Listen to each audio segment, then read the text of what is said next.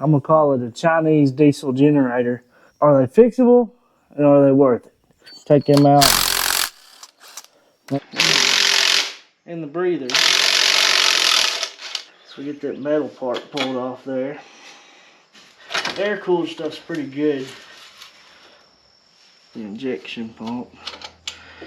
Right, here's the line. Well, that whole muffler should just come right out of here real easy.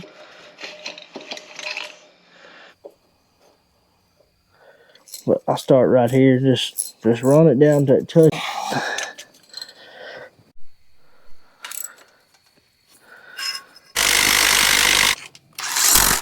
Right there.